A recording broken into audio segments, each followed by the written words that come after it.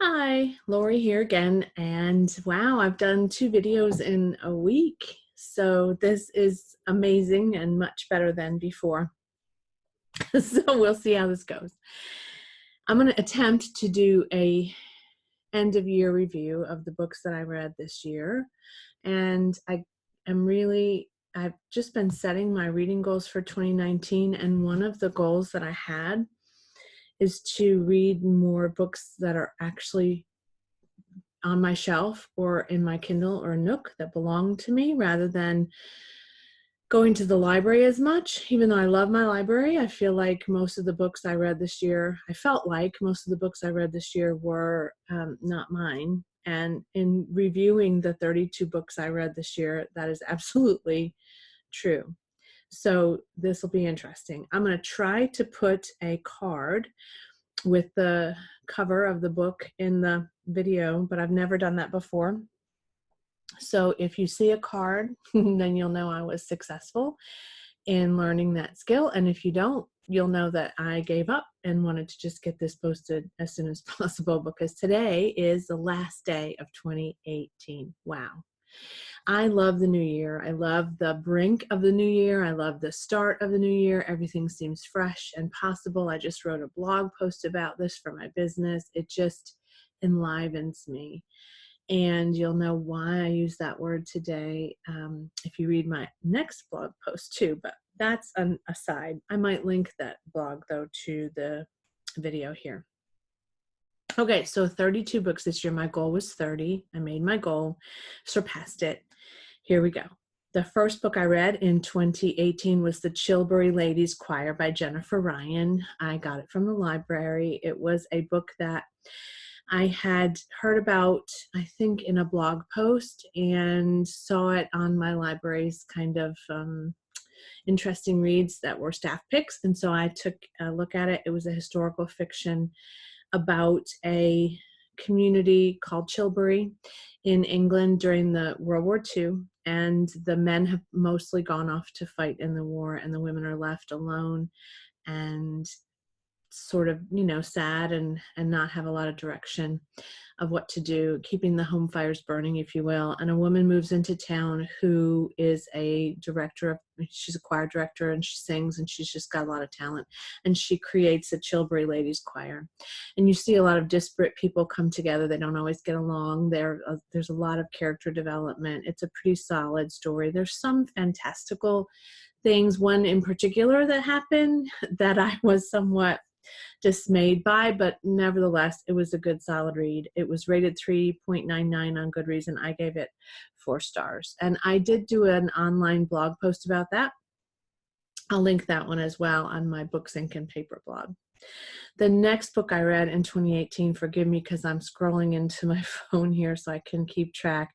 The next book I read was Waking Up in Winter in Search of What Really Matters at Midlife by Sheryl Richardson. I have been a fan of Sheryl Richardson's for a long time. She's actually one of the reasons I became a coach. She has several books, and I've liked them all, and I didn't like this one so much at all. I actually almost gave it 3 stars alone, but I think I gave it, I just gave it 3. I almost gave it 2 stars, and I gave it 3. And the only reason I gave it 3 was because the end of it had a bit of a couple of pages worth of reflection questions that I thought were pretty helpful, and I could use for myself, but also use with my clients. And so I appreciated that, but otherwise it was pretty redundant. I just did not, it was a memoir. It just dragged for me, and it just was not particularly valuable. So I read that on ebook from Hoopla. So if your library participates in Hoopla, you can get it there if you're interested. I know I didn't really give it much of a thumbs up, but you might really love it. It might just be me. The next book I read was What the Dead Know by Laura Lippman. I've had this on my Nook for several years, and I never read it. And so I thought I would give it a try. I've seen a lot of Laura Lippman books at our library book sale, and just thought, well, I'll give it a chance. And I really liked it. I gave it 4 stars. So this book's about 2 sisters who disappeared when they were young in a mall, and their family never really knows what happens to them. And at the beginning of the book, a woman gets in a car accident and she is somewhat disoriented. They take her to the hospital, and in her disoriented state, she tells the nurses that she is one of those missing girls. And that creates quite a controversy, and eventually she hires an attorney to try to help her navigate this revelation, and they try to reach her parents to tell them that she's alive, and it's quite an interesting, twisty-turny read. And I did give that, I think I gave that 4 stars. Let me look, I just closed that out. Gosh, this is really bulky, and I'm trying to just be so savvy at these videos, and here I go kind of making this a little more difficult for myself. So lesson learned, I will be more prepared next time. The next book I read was The White Between Us by Greer, Hendricks, and Sarah Pekkanen. That is always interesting to me when 2 authors write a book. That must be quite a process. I can't even imagine. Nevertheless, I gave that 4 stars. It's, again, sort of a suspense, a bit of a thriller, I guess, if you will. Well, it's a sort of an unreliable narrator, you think, because she is recounting her marriage and what it was like, and stalking her ex-husband and stalking his fiance, and just really being obsessed with them, drinking a lot, living with her aunt, not able to get over the fact that somebody else is going to marry her husband, and things unfold, and it becomes quite interesting, and I liked it and gave it 4 stars. The next one I read was The Last Anniversary by Liane Moriarty. I gave this 5 stars. I have liked every Liane Moriarty book I've read, and this one doesn't have as high ratings as some of her others, but I really liked it. This, again, was in my TBR from my Nook, so I do own this one. I pulled 3 books to read this year, and I read 2 of the 3 out of my TBR jar. But this one is about a baby who is left abandoned in a home years and years ago, and these sisters find the baby and they raise the baby as their own. Her name is Enigma, which is quite ironic and funny. And they have this whole family now. They've grown, they have kids of their own in some cases, and they still live on this island. They have a museum now dedicated to this home where they found the baby, and they have a festival every year that celebrates the day in which she was found. So they make a little bit of money off of that festival every day. And this story is just full of characters, as Liane Moriarty's often are. Just a neat kind of an exploration of the circumstances that led each of them to where they are, and whether they're happy doing that or not happy doing that is very kind of difficult at times, and some of them are making changes in their lives and still connected to this festival and happy about it, and some are not, and they want the whole thing to go away. And there's a big secret that looms over all of them, and you don't know what it is, but you find out what it is when you reach a certain age. And so that's interesting too. So I really liked it. Next, The Woman in the Window by A.J. Finn. I got it from the library. You've probably heard a lot about it. It's about to become a motion picture. I gave this one 5 stars as well. I listened to The Woman in the Window on Audible, so I did own that one. It is really just definitely a mystery psychological thriller at its best, but I guess what I love the most about it is its rich saturation and reminiscence of film noir, and especially Hitchcock, Rear Window, and some of his other works.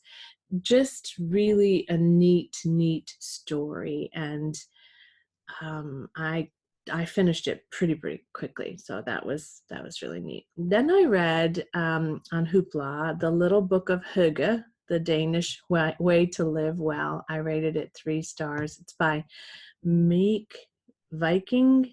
I don't know. I'm not Danish. I'm German.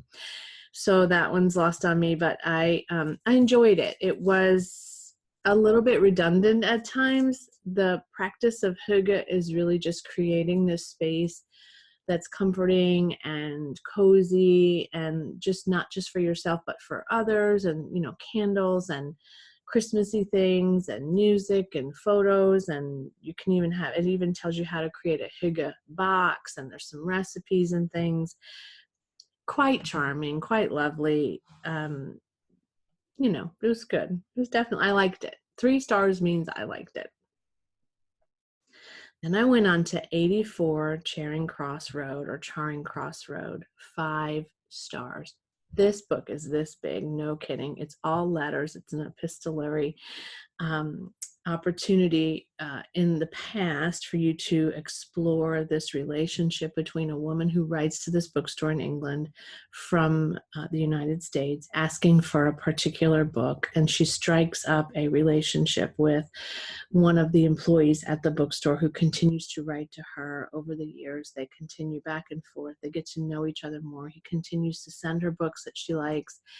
I think this too was set in, she was in New York City, but I think this too was set in wartime at first, or the end of, aftermath of the war, I think. And they share friendship based on their common love of books. They then get to know each other in a deeper way, and it's just charming. And if you've never read it, it's a classic that I really recommend. And I really feel like I don't have that one. I got it from my library, but that's one I'm definitely going to add to my library.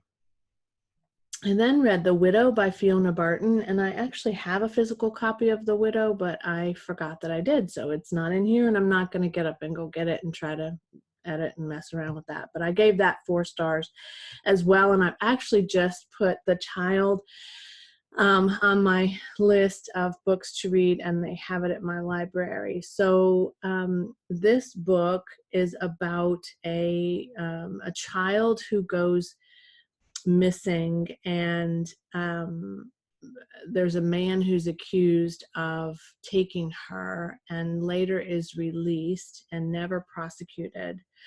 But the stigma attached to that is pretty great, and he dies, and then his wife is kind of left to not maybe pick up the pieces, but there's a resurgence of interest in whether or not she knew something.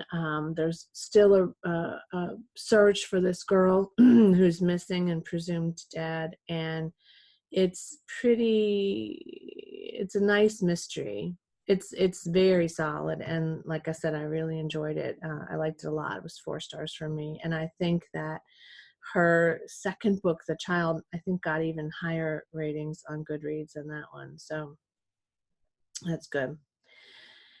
Maggie O'Farrell wrote a book called Instructions for a Heat Wave. It was recommended on the podcast What Should I Read Next by the modern Mrs. Darcy, and she said it was a great read, and she wasn't kidding. I gave it 4 stars, finished this in April.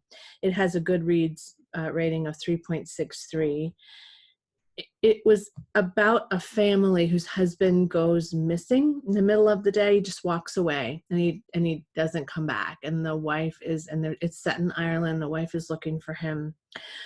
They have 3 children, one of whom lives in the United States, in New York as well, I think. And what's interesting about her is that she's illiterate, and no one knows. And the brilliant writing that describes how she compensates and convinces other people to do things for her based on the fact that she can't read is really fascinating. And the relationships between the siblings is good too. I really liked it. And again, I gave it 4 stars, and it made me want to explore more of Maggie O'Farrell's work. And so I did, as you'll see in just a minute. And I read First Impressions, a novel of old books and unexpected love, and Jane Austen. I gave it 4 stars. I read this in June. It's by Charlie Lovett. And I had read The Bookman's Tale by Charlie Lovett a few years ago. I own that. I actually own this too, but on Kindle or Nook. I can't remember which now.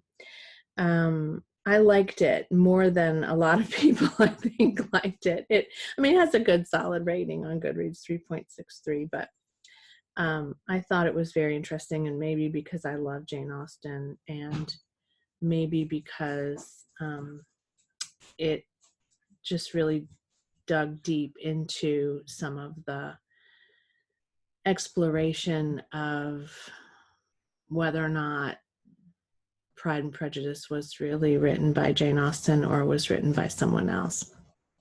So that was an interesting subplot for sure. Well, I guess that was the main plot. The Broken Girls by Simone St. James. I gave it 4 stars. It's rated on Goodreads 4.08. Kind of a horror suspense thriller set in an old school that was called Idlewild Hall for girls who were troublemakers, difficult kids, maybe would have been sent to incarceration had they not had this place to go. And so it's dual time. So there's 4 girls that lived in this place. And then the current time frame is that someone's bought the space. It's been abandoned for a while, and they're retrofitting it and trying to create it into something else. And a girl's sister was I think she was killed there in that space, and no one was ever convicted for her murder. No, I think he was convicted, but there were a lot of people that thought that he hadn't done it, and she wasn't altogether sure that he had. And so there's a piece of it in real time in present day, where she's trying to figure out what happened to her sister and trying to investigate and spend some time on the grounds and really pull that research up that she can go over and over and over again and see what happened. And then it flashes back to the time where these 4 girls were there together in the school and what was happening to them. So I loved it a lot.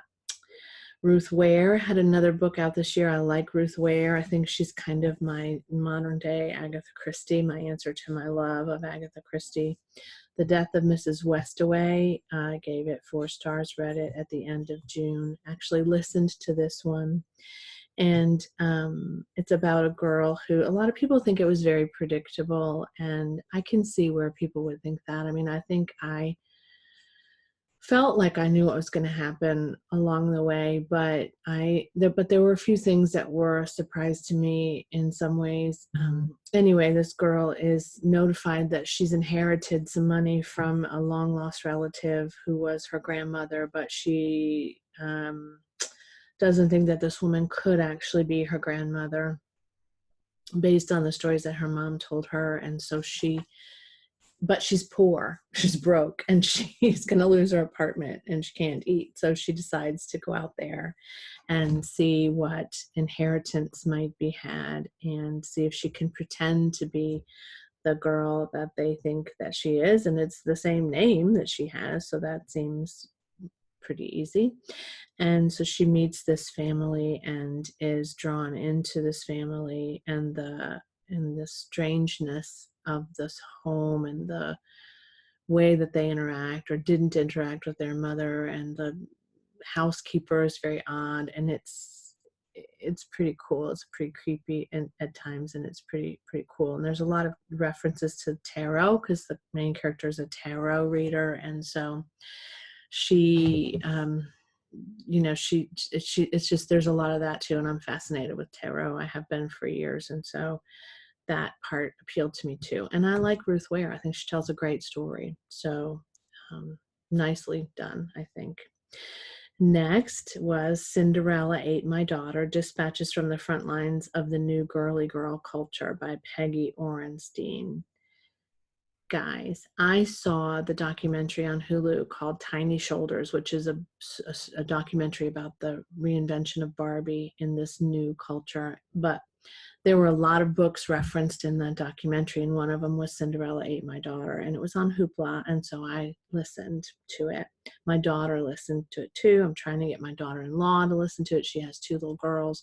Well, one is going to be 12 in a month, and the other is almost 3, but there is a shift definitely in this princess girl culture that is way different than when I was growing up and playing with guns and, well, BB guns, not real guns, and astronaut boots and cowgirl stuff, and just playing in a very different way with boys, and you know, just integrating more as children rather than gender-based games and gender-based play.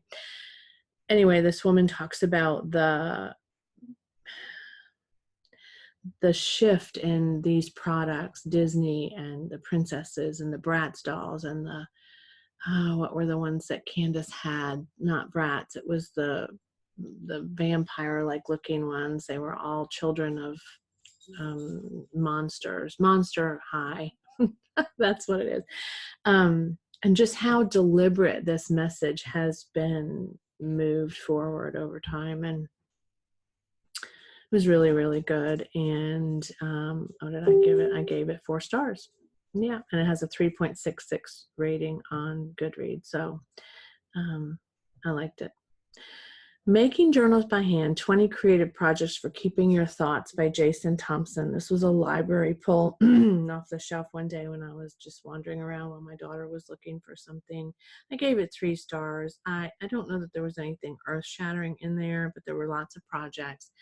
Some things that I took a look at, some innovative, creative ways to journal, which I like. I journal a lot, and I use a lot of different journals for different reasons, and so it was good. And that was really fast. You know, it's mostly pictures, and just really, I liked it, picked it up, took it home, read it, counted it. So that was that. Lost Lake by Sarah Addison. Sarah Addison Allen, sorry. I read in August. I actually read it while away on a trip to North Mississippi to Water Valley. And so we were in a cabin, and I had this great self-care weekend, and I read it on the way up when I wasn't driving, on the way back, and while I was there in the cabin on the porch. It was just a nice place to read this summer read. I gave it 5 stars. I said in my review, I was surprised by how much I love this book. It may have been the setting that I was into that may have enhanced my enjoyment of it, but she had really strong characters in this one, and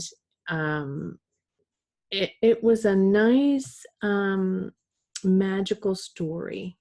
It was just a nice magical story. I'm looking back, I'm kind of surprised I gave it 5 stars. I think I was just taken with it in a way that I was surprised by, but I liked it.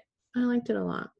I tried to read another one of hers right after. I think it was Sugar Queen. Couldn't get past the first couple chapters, so you just never know. Today's Woman, Life Balance Secrets. I actually have this book. I have a copy of this book. It was written by Miriam Castilla, who I know. She's a trainer that I was trained by Mike Julie to do some Infinite Possibilities training, and had some authors there that had written books, and they were able to sell them, and so I got it signed by her, and I read it. It's nice. It's about work-life balance mostly, and really tricks for staying productive while also having that space in your life.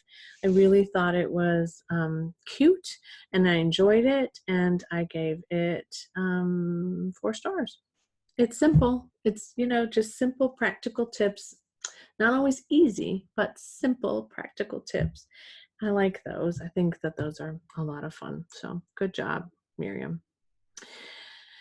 I then borrowed The President is Missing from the library. I've never read a James Patterson novel in my life, so this was the first one. I was intrigued by it because it was co-written by Bill Clinton, and of course another ghostwriter. James Patterson is known for his prolific release of novels, but admittedly has ghostwriters that write them for him now. They're kind of a formula. A lot of people don't like that. I'm not a big fan of that either. Nora Roberts is pretty formulaic too. I wouldn't be surprised if other people write her books as well. But it was it kept my interest. I gave it 4 stars. I read that. I finished it at the 1st of September. And I don't know if I will read another James Patterson novel or not. I just don't know. But it was outside of my sort of typical read. And so I like that. I like doing new things, and I want to do some more of that this year. The Last Mrs. Parrish by Liv Constantine was the next book I read. I gave it 3 stars. It was good. I think they're making a movie out of this too. I'm pretty sure I heard that. But this girl kind of inserts herself into the lives of these people and very deliberately narrates that she will be taking this woman's husband. And so she befriends her and carries out this campaign to become her best friend and her confidant, and she's pretty awful and evil, and it's hard to like her, but you're pretty sure that something's going to happen and no good is going to come to her. I was pretty sure anyway. I guess I always feel like good wins out over evil, but it had some twists and some things that surprised me. So I liked it, but I didn't love it. I liked it. Now, speaking of books I loved, The Lola Quartet by Emily St. John Mandel. I read Station 11 a few years ago, and I really love Station 11. I recommend it to a lot of people when they're asking me for books that I have loved. And so I also heard about the Lola Quartet from Modern Mrs. Darcy on What Should I Read Next? And she is great at creating a story that involves a number of people and interweaves them. And she also goes back and forth from the past to the present. They're recounting the things that happened to them. Very, very well done. A journalist is sort of the main thrust of the story, and his sister sees a child. My dogs. Her sister sees a child that she thinks is his, and he goes on a quest, a very desperate, just forget everything else but this quest to find out if this child belongs to him from this girl that he dated.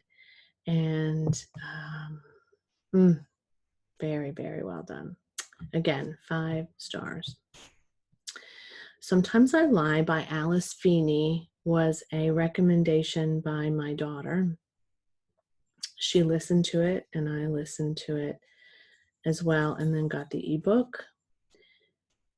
I gave it 5 stars as well. I really liked it. I really liked it.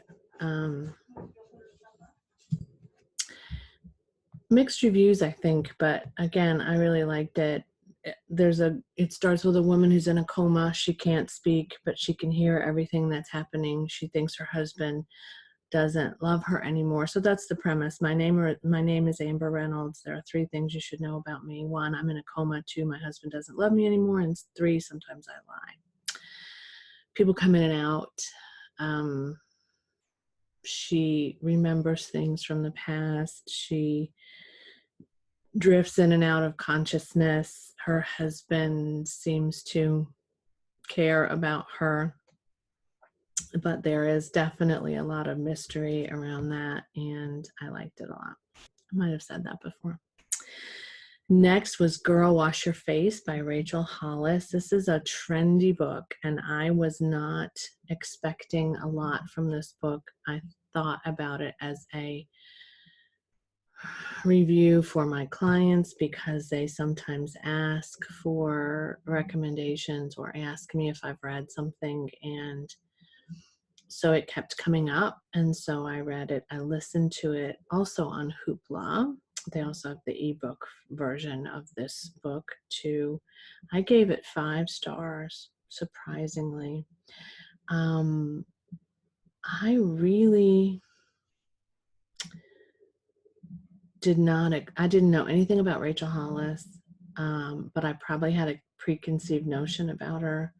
It was honest and raw, really honest. Like, she's disclosed some things that were really personal, but it was really inspirational. And what I liked about it the most is that it was practical. She gave you a sort of a topic to think about, like these 10 sort of steps or however many chapters there were, and then at the end she gave you practical tips on how to actually navigate your way through this or do this a little bit better, and what to consider and what to not do. And so it was helpful, I think. And so in the genre of self-help, I really like a book to be easy to read, practical, and helpful, something that you can tangibly take away and do. And it really did feel that way to me, and it was inspiring. And I probably will listen to it again and take notes, or buy it and take notes. I mean, I could put post-it notes in it.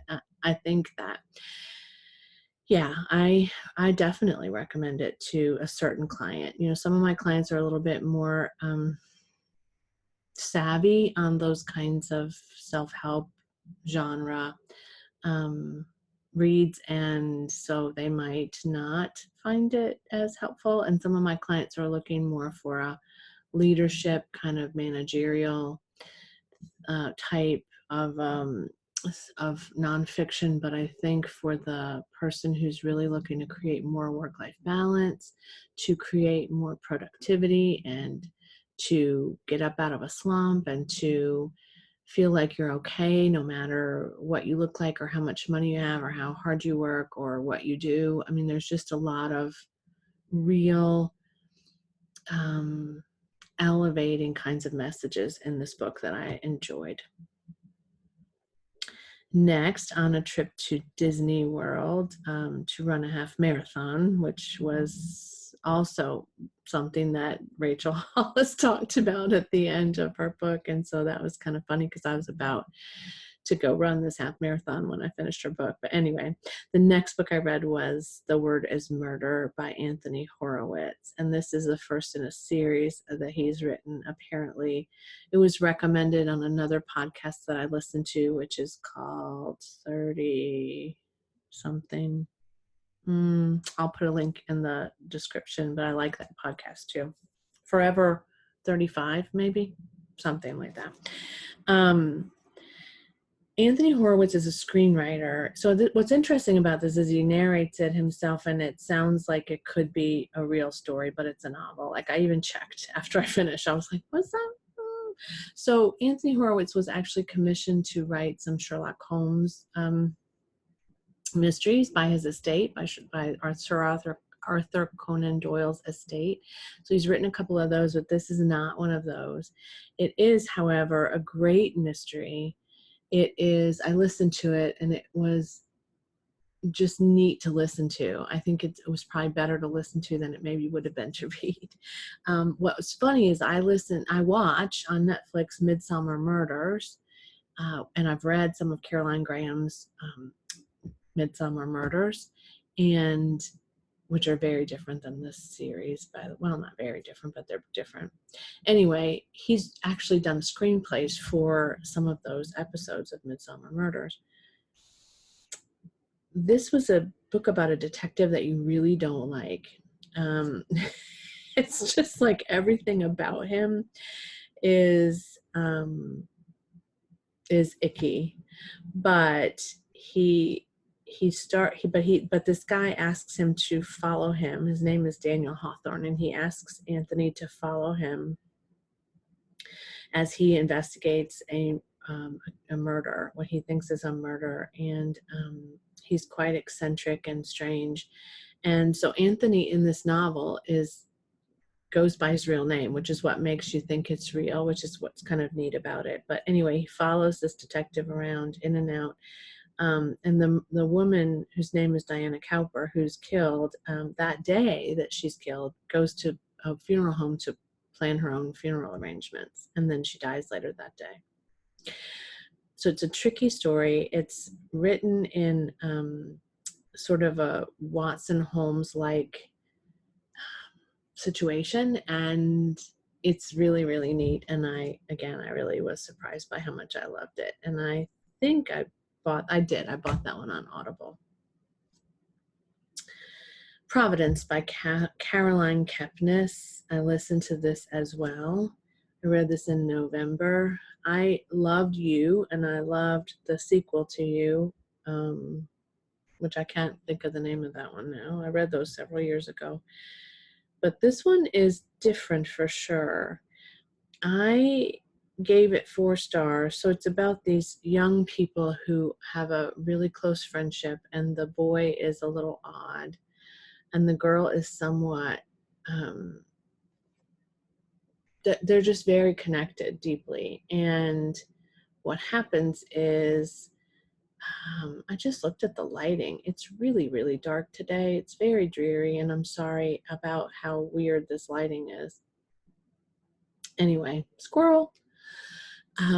The boy goes missing for a pretty long period of time. I want to say he was a teenager when he's gone, and then he's an adult when he's found, and he just sort of shows back up, and nobody knows what happens to him. And he comes back with a strange supernatural type power and a connection to H.P. Lovecraft, and an inability to spend time with Chloe because he would hurt her possibly, and he can possibly hurt other people too, and so he has to be very, very careful. So I don't want to give too much away.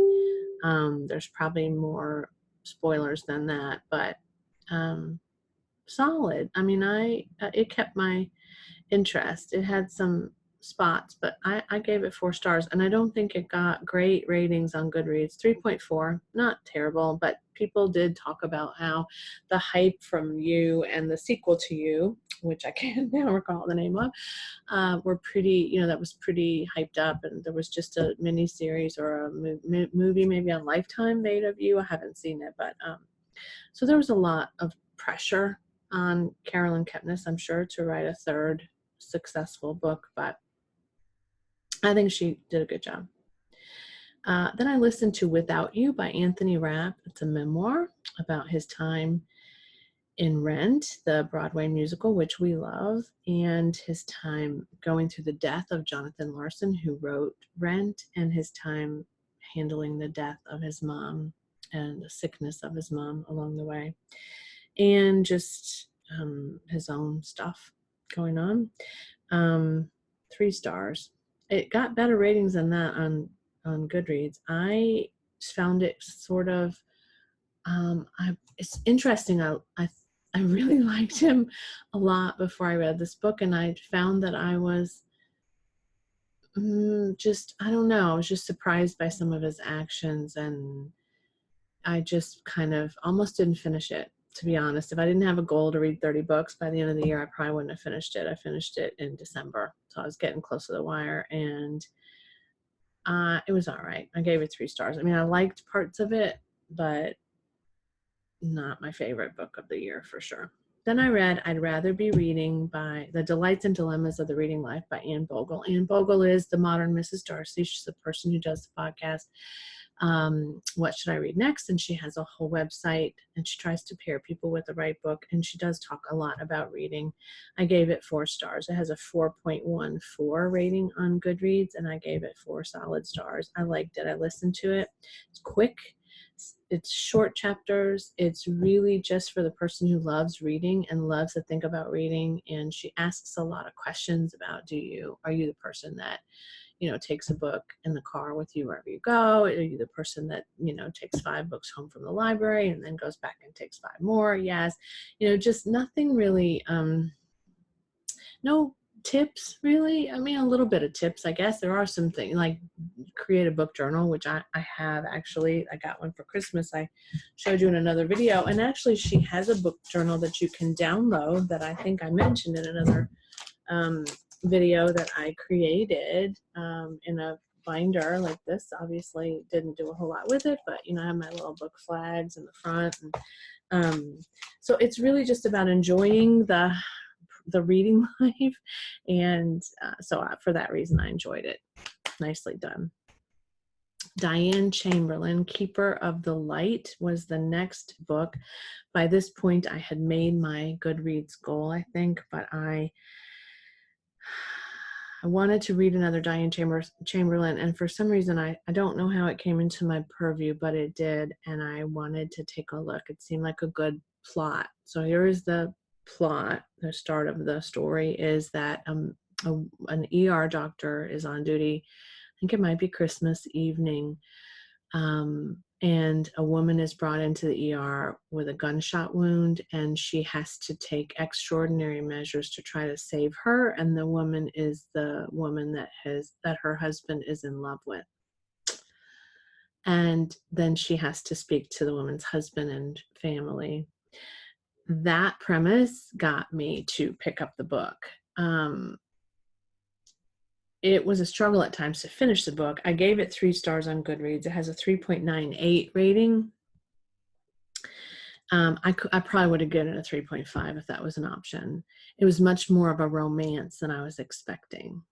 That was my problem with it. I think I just thought it was going to be a suspense kind of mystery thriller kind of thing, and it was pretty romance based, and the death of this guy's wife, and then he wants to befriend her, and her husband's still obsessed, and it's just back and forth, and it's not my thing. I don't really love romance, but it was good. It was all right. And then the last book I read, I actually, I may have missed one too. Let me look back because I may have missed one. But the last book I read was Leave No Trace by Mindy Mejia, and that is a terrible glare because it's a library book copy. This was recommended by Lindsay on Lindsay's Little Library on BookTube. I love her, and I gave it 4 stars. I finished it just a couple of days ago. The story is about a girl who works at a psychiatric inpatient facility where people who might otherwise go to prison are kept because they're criminally insane, so to speak. And she is a speech pathologist or speech therapist, and a boy who was missing for 10 years suddenly shows back up. This is a recurring theme. And no one knows what happened to him. He won't speak. He won't tell anybody anything. They don't know where his father is, if his father is dead or alive. He did kill some people when he came out of the Boundary Waters, which is the area on the border of Minnesota. And it is kind of an area where I'm familiar because I grew up in Illinois and we travel a lot in the Midwest. And my mother was from Minnesota, so I'm fairly familiar with the Boundary Waters and the lakes and the rivers there. And so it was a nice place. I really do appreciate a place. So I did skip a couple. I'm telling you, I skipped a couple. Just anyway. So this was good. So she is tasked with getting this boy to speak and to try to find out what happened to him. And she does. And there's just this great story. I think it's a great story. And there's a quote, and I actually put in my new book journal from this book that I love, and it is, "Belief is a powerful thing. It grabs you, unmakes you, changes the tilt and angle of everything around you into an entirely different geometry. You see the world and in a new shape, and no matter how horrible the belief, no matter what awful things it makes you do, a part of you is still grateful for the structure." I didn't read that well, but I loved that quote. So I gave it 4 stars, and again, I just really, really enjoyed it. So let me see where I skipped here, because I know that I read something else. Skipped 2 books. Maggie O'Farrell, since I loved instructions for a heat wave so much, I read This Must Be the Place. 5 stars. This is my favorite book of 2018. This Must Be the Place. I'm going to tell you why. I finished this in May. An extraordinary story of people, of their what happened to them along the way in their lives, what happened to them as a result of sort of a serendipitous connection with someone in a special place, in a place that sort of was never in some cases was never revisited. Secrets that are kept carefully, that are held in a place in their hearts and in their minds for fear of being revealed. Just beautiful, beautifully done. A failed marriage, custody issues, disconnection from children, having children and being overly connected to them and sheltering them in place, so to speak. Just really, really neat. If you've never read any Maggie O'Farrell so far, I would say, because I've only read 2, start with This Must Be the Place. Very, very, very well done. And then another 5-star read. I had quite a few 5-star reads this year. And then There Were None by Agatha Christie. I actually have this one. And I hadn't read it for years. I have read almost all of Agatha Christie's in my lifetime, but I'm planning on trying to reread them again. And so it kind of got a resurgence in popularity. It was actually on my, it was on a list of books to read. I have my bucket list 100-book poster, which I'm going to try to read some more from. It may have been on that, or it may have been on another challenge that I took up for a day or 2. But anyway, one of the greatest mystery plots ever, one of the most surprising endings, I think, driven by a nursery rhyme, which is always fun, and very, very well done. Maybe the best of hers ever written. And then the other one I read right before that, again, was 450 from Paddington, which is a Miss Marple. This is actually not a Miss Marple or a Hercule Poirot. It is not. It is just nobody. There's no detective. It's just neat. Anyway, 450 from Paddington is also one of my favorites because it's actually the woman who is on a train, Christmas. She's returning home with all of her packages, and she's stopped, as trains will do, next to another train. And she sees a woman being strangled, and she comes off the train and reports it. Nobody believes her, so she goes to her best friend, Jane Marple, who, of course, thinks, well, she's not a crazy old bat. She might be telling the truth. She clearly believes that this happened. And so they start to investigate. Miss Marple hires somebody to, so to speak, or engages someone to try to help her solve this mystery for her friend. I think her friend's name was Elspeth. And it's just, to me, it's a delight, and it's one of the best ones. So this year I'm going to try to read more Agatha Christie's. I have a couple already on my shelf that I plan to read, and mysteries in general. They're quick. I have a shelf full of them by a number of authors. Again, they're very well done, and I've collected them for a while. Some I've already read, some I need to reread. So that is my goal. So I think now I have given you 32 books. Oh, I think, and I will tell you that I gave And Then There Were None 5 stars. I'm sure. Let me check and make sure, but I'm sure I did, because it's fantastic. I did. And 450 from Paddington. Let me see what I gave that. Maybe you don't care, but I'm going to tell you anyway. 4 stars. I mean, it's a solid, good read. There are a couple of Agatha Christie's that really stand out to me, and Then There Were None is one. So I've just created my reading goals in my bullet journal. I'm so excited. And so a couple of my reading goals are, let me just tell you while I got you here. I mean, obviously we've been going for a while. You probably should have been warned before you got on this video. Hopefully you're stuck with me. If not, I totally get it. I'm learning here. So my reading goals are 40 books for the year 2019. That's my stretch goal. New and old genre reading, some more fantasy and sci-fi, as well as some continued mysteries and horrors, which is kind of an old standard for me. 5 books from my 100 books bucket list, which hangs on my door. Read more nonfiction, because I have a stack of books that I've been asked to review and that I want to read, and I just ordered a few. So I need to do that. Pick a top 9 of 2019, which I've done. I'll do a different video of that soon. Finish my 2018 Traveler's Notebook, which is a different, it's not a reading goal, it's a creative goal. I wanted to write document all the books that I read into scrapbook form, so I'm working on that. I'm about on the 8th or 9th book, so I've got a ways to go. More reviews and videos on YouTube and my blog, and so that is already in the works.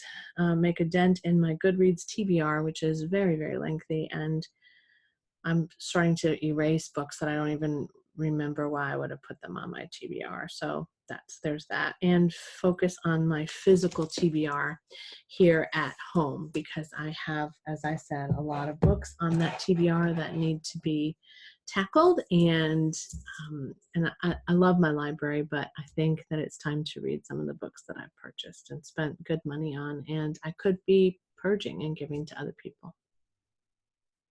Okay, I think that's it for now. Thank goodness, huh? Thanks for sticking with me and watching my video.